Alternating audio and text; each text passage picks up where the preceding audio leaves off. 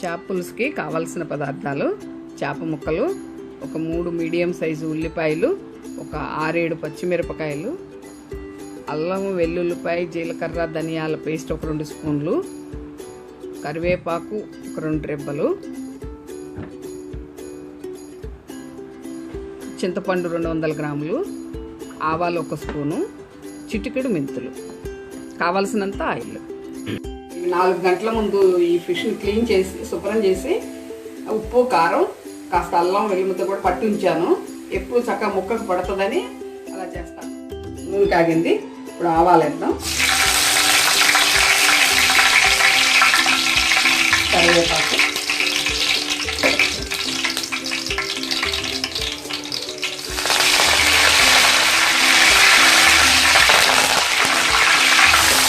ఉల్లిపాయలు, పచ్చిమిరపకాయలు,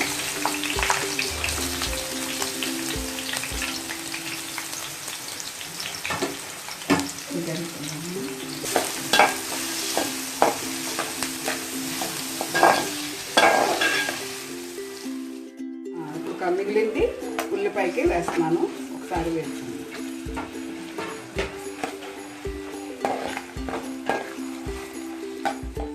మిగిలింది చక్కగా ఈ ఫిష్ ముక్కలు దీంట్లో వేస్తాను.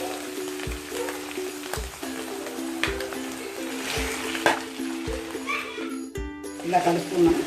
అన్ని ముక్కలకి నూనె ఉల్లిపాయ గుడ్డు అంతా పట్టేట్టుగా తిప్పాను. ఇంకా గరిటతో తిప్పకూడదు, కావాలంటే గుడ్డతో ఒకసారి ఎగరేయచ్చు. కానీ ఫస్ట్ ముక్కలు గట్టిగా ఉంటాయి కాబట్టి తిప్పాను.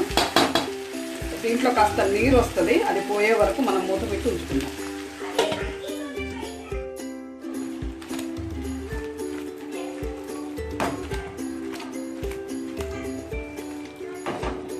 ఒకసారి ఇలా కదిపి పెట్టుకున్నాం అటు ఇటు. ఇప్పుడు పులుసు పోద్దాము. చిక్కగా తీసుకుందాన్ని. ఈ విధంగా ముక్కలు ములిగేట్టుగా పులుసు పోసుకోవాలి. ఉప్పు చూస్తాను, దాన్ని బట్టి ఉప్పు వేసుకుందాం. కాస్త తగ్గింది ఉప్పు.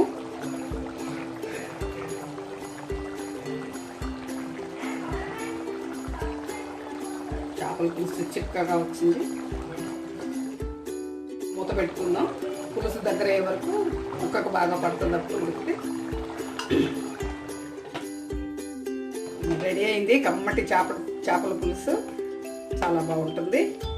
ఇలా చేసుకోండి.